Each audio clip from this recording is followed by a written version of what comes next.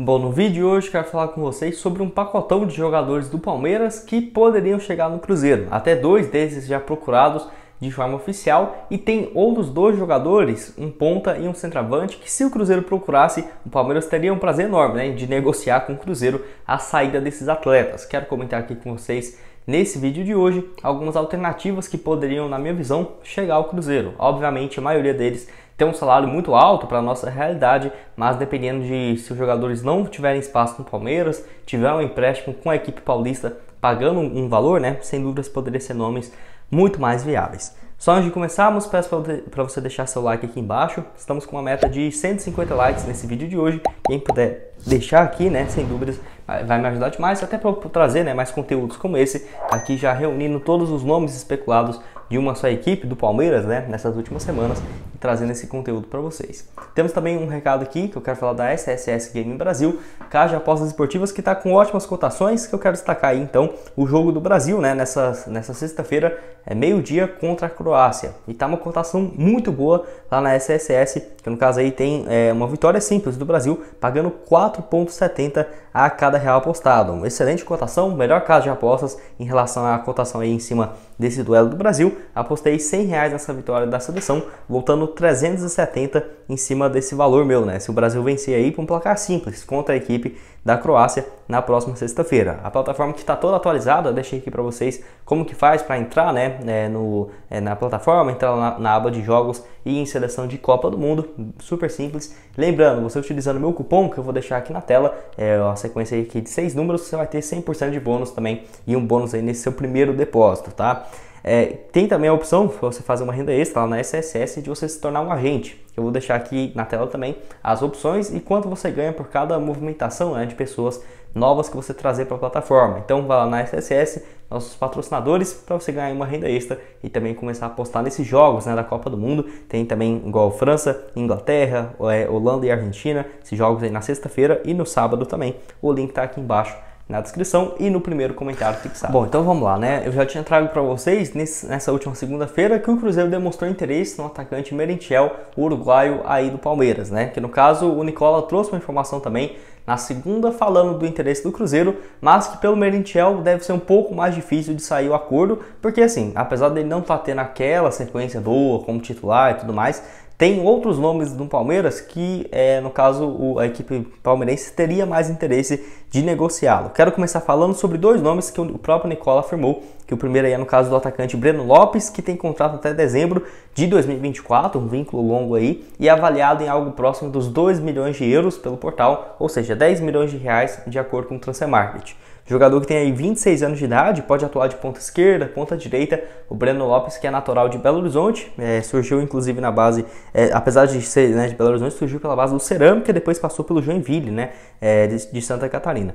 Pelo Palmeiras, ele chegou em 2020, depois de se destacar pelo Juventude na Série B, né? Ele havia feito 27 partidas, 11 gols pelo Juventude e chegou para o Palmeiras na reta final do ano, 23 jogos, 3 gols. Foi importante naquele gol, né, do título da Libertadores contra o Santos na temporada 2021, apesar de que foi a edição de final de 2020, né? Porque teve aquele atraso no calendário. Na última temporada, 2021, 8 gols em 32 jogos e no ano foram 44 partidas, agora em 2022, apenas 5 gols e 2 assistências. Ou seja, não está tendo muita sequência no time titular, basicamente muito raro o Breno Lopes começar jogando e tem aí 5 gols e 2 assistências nesses 44 jogos. A questão é, o Palmeiras aceitaria emprestar o Breno Lopes ou seria somente mediante um pagamento de uma quantia, né, uma compensação financeira? Porque ele vale 10 milhões de reais de acordo com o Transfermarkt. Eu acho muito difícil o Palmeiras liberá-lo por, sei lá, um valor baixo, né, 3 milhões, 2 milhões, acho bem difícil de haver essa negociação e tem que ver a questão salarial também, quanto que o Breno Lopes ganharia, né? Não temos essa informação,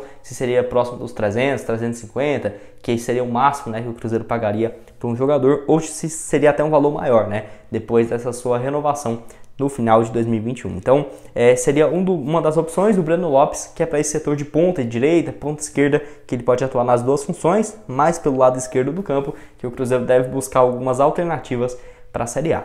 E outro nome aqui também que o Palmeiras teria interesse de negociar, nem que seja por empréstimo, esse sim eu vejo mais provável sair por empréstimo do que o Breno Lopes, que é no caso do atacante Navarro, que tem vínculo maior e é mais novo, né? Tem contrato até dezembro de 2026. Um vínculo bem grande aí do Rafael Navarro, que tem 22 anos de idade, se destacou muito pelo Botafogo, onde surgiu, né? Foi revelado aí pela equipe carioca, passou na base do Fluminense, Atlético Goianiense e pelo Botafogo, onde se destacou na Série B do ano passado. Foram 48 partidas, 16 gols e 10 assistências. Importantíssimo para a volta do Botafogo à Série A na temporada de 2021. E pelo Palmeiras nesse ano não foi muito bem, né?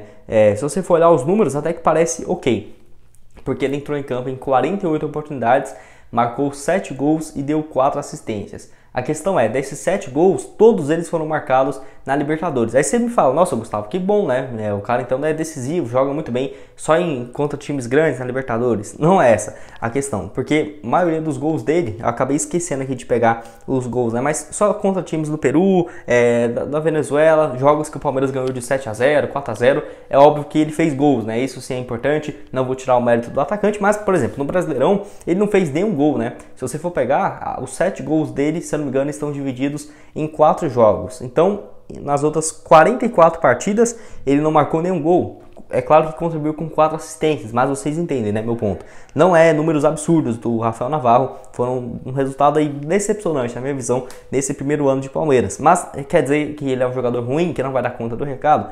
Eu discordo, tá? Se fosse para escolher hoje, eu aceitaria sim o Rafael Navarro no Cruzeiro. Vejo que, dependendo aí da função de centroavante que ele fazer na Raposa, pode sim dar muito certo, assim como ele demonstrou pouco tempo atrás, né? Em 2021, pelo Botafogo, ele fez 16 gols e estava sendo monitorado por todo mundo no Brasil, vários times também da França, da Rússia, de olho no Rafael Navarro, que optou por ir jogar no Palmeiras. Então, quem sabe, se tivesse esse empréstimo, seria uma boa alternativa sim. Até pesquisei, na época parece que o vencimento dele seria próximo dos 300 mil por mês, ou seja, se o Palmeiras ajudasse ainda com valor e o Cruzeiro pagasse uns 200 mil, nossa, ficaria excelente, né? Chegaria, na minha visão, para brigar por uma vaga junto com o Edu. Quero saber a sua opinião aqui sobre o Rafael Navarro. O que você acha do atacante? Outro aqui no vídeo, que eu ia até esquecendo de falar, mas eu já havia comentado no outro vídeo, né, que eu trouxe sobre algumas alternativas de jogadores, é no caso aí do Carlos Eduardo, ponta também de 26 anos de idade, parece bastante com o Breno Lopes nas funções, né, que pode fazer.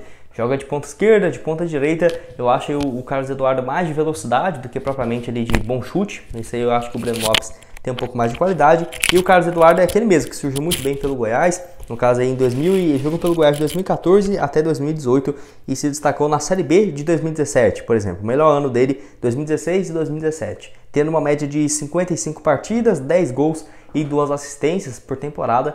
Como naquela época ele tinha ali seus 22, 23 anos, foi especulado em vários times do Brasil e do exterior. Até teve uma época, vocês sabem que eu moro aqui em Goiânia, né? Então notícias do Goiás, na época eu via bastante, saindo de que representantes, por exemplo, do Borussia Dortmund, estavam interessados aí no Carlos Eduardo, naquela temporada de 2017, 2018, monitorando na sua situação. E eu lembro até na época que eles gostaram muito mais do Michael do que do Carlos Eduardo, né? E olha que o Michael só foi estourar um ano depois, né? Um ano e meio depois, 2018 e 2019, pelo Goiás na Série B e depois na Série A. Foi vendido ao Pirâmides do Egito por um valor próximo dos 13, 14 milhões de reais.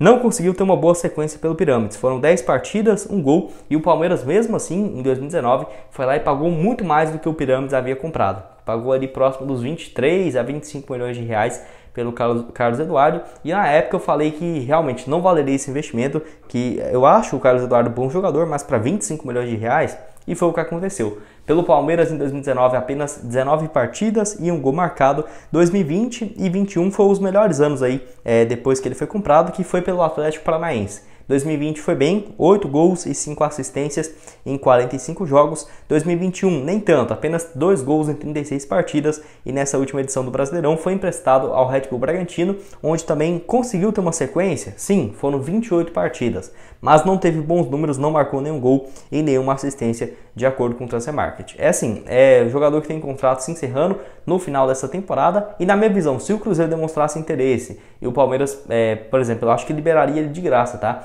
Até para não ter risco de pagar o salário do jogador se ele não for emprestado.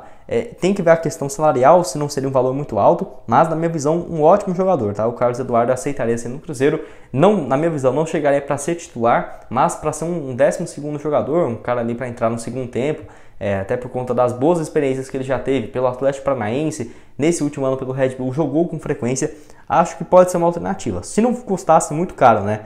Mas eu tenho essa aí minha opinião, quero saber a sua também aqui embaixo nos comentários. Outro aqui no vídeo, falar aqui sobre o Merentiel, né, só para atualizar, até porque o tópico do vídeo foi sobre ele, o atacante uruguaio que tem contrato até dezembro de 2026, 26 anos de idade, foi comprado aí junto ao Defensa e Justiça em julho desse ano pelo Palmeiras, foi comprado por um valor ok, né, 7 milhões e meio de reais. O Palmeiras aí que gosta de pagar milhões, né, para alguns atacantes, não acho que foi um mau negócio, apesar de não ter retribuído até agora dentro de campo. Foram apenas 10 partidas e 2 gols marcados, ele que vivia uma boa fase pelo time argentino. Em 2021 foram 16 gols e 4 assistências em 57 jogos. Pelo Defensa e Justiça, no início do ano, de janeiro até junho, foram 9 gols e 3 assistências em 20 jogos. O atacante aí uruguaio, que quem sabe, né, não poderia ter esse reencontro com o Paulo Pesolano, também uruguaio. Não que eles já tenham jogado juntos, tá? Só são uruguaios também. No caso, o Merentiel, que passou também por alguns outros times do futebol europeu, chegou a jogar pelo Valência B, né, em 2019, com 18 jogos e 4 gols marcados. Acho um jogador interessante, mas se fosse para ter um investimento, ou por exemplo o Palmeiras não ajudar na questão financeira, né, eu acho que aí sim o Cruzeiro não teria condições de contar com um atacante uruguaio. Enfim, quero saber a sua opinião, se você já viu alguns lances dele e se aprovaria, né, no Cruzeiro pro ano que vem. Os últimos dois aqui no vídeo, quero falar primeiro sobre o Jorge, que o Cruzeiro já demonstrou interesse nele, né? O Jorge aí, lateral esquerdo, de 28 anos de idade, já tá experiente, né? 28 anos, não, 26 anos, agora sim, corrigindo. 26 anos, lateral esquerdo avaliado em 1,5 milhão de euros, ou seja, próximo dos 7,5 milhões de reais, se o Cruzeiro quisesse comprá-lo em definitivo. A questão é, a Raposa tenta o jogador por um empréstimo para o ano que vem. Já trouxe essa informação também para vocês na última semana. O Jorge, que desde quando voltou para o futebol brasileiro em 2021 pelo Palmeiras, não teve uma boa sequência, né? Se você for pegar 2021 e a atual temporada de 2022, foram 31 partidas, não marcou nenhum gol, nenhuma assistência, e hoje no Palmeiras é cotado para ser a terceira opção na lateral esquerda, né? Então, se continuar desse jeito, não seria melhor o Palmeiras emprestar ele para o Cruzeiro, que teria mais sequência, mais espaço, chance de ser mais visado e vendido posteriormente, do que ficar no banco de reservas? Até porque o salário dele, de acordo com o Nicola, é próximo dos 600 mil por mês. Por quê? Porque quando ele saiu do futebol europeu, do Mônaco, ele chegou livre, né? Então, além de um salário alto, ele queria uma compensação para ter os direitos econômicos dele, né, fixados ao Cruzeiro, e o Palmeiras aí então pagou um valor muito alto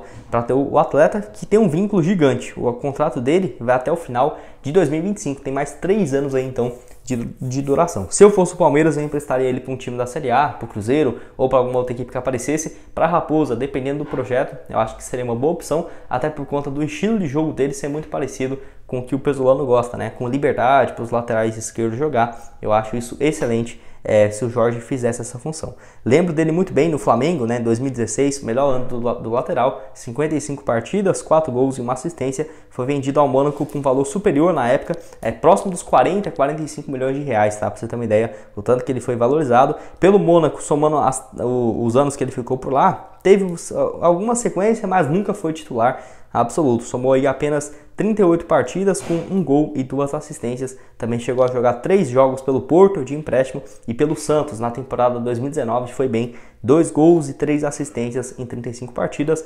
Acho sim um bom jogador. E outro aqui no vídeo que parece também muito com essa situação do Jorge, no caso do Matheus Fernandes, jogador aí meio campista que estava emprestado na última edição do Brasileirão para o Atlético Paranaense, né? Ele também é bem jovem, tem aí 24 anos de idade, e é aquele mesmo que surgiu muito bem no Botafogo lá em 2018, né, e 2017, foram 85 partidas, 1 gol e 4 assistências pelo Botafogo, e foi jogar no Palmeiras em 2019. 12 partidas, 1 gol. O Matheus Fernandes começou o ano como titular, depois perdeu a posição e foi especulado no Barcelona e foi para o Barcelona, né? Chegou a jogar apenas no Valladolid naquele ano de 2019 e 2020. 3 partidas pelo ex-time do Ronaldo, então isso já pode ser um fator interessante, né? Já jogou em um dos times do Ronaldo. E em 2021, uma partida apenas de pré-temporada pelo Barcelona e logo depois rescindiu seu contrato com a equipe espanhola e assinou com o Palmeiras, né? Pelo Palmeiras, ano passado, 7 jogos apenas, não conseguiu ter uma sequência,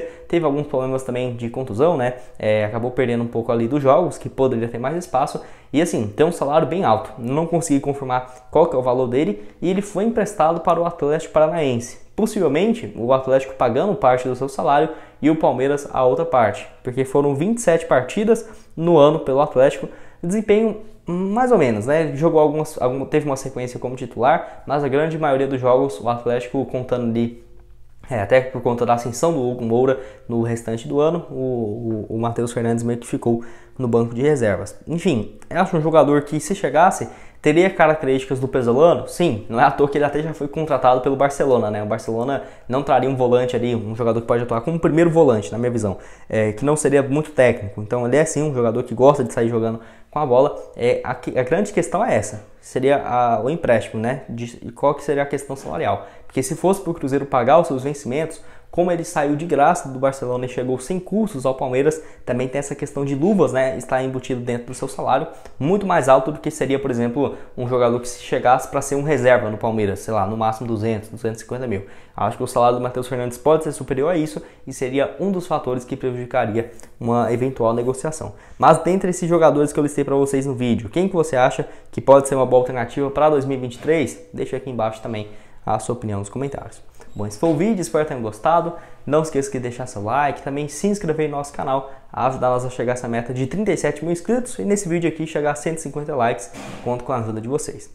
Vou deixar o link também aqui da SSS Game Brasil para você fazer uma renda extra aí apostando nesse jogo da seleção brasileira na próxima sexta. Ótimas cotações no duelo contra a Croácia, tá o link aqui embaixo na descrição. E também, no caso, meu Instagram pessoal, tudo aqui na tela, Gustavo.crz_, e do Instagram também do Cruzeiro News, Cruzeiro News 21. Valeu, galera!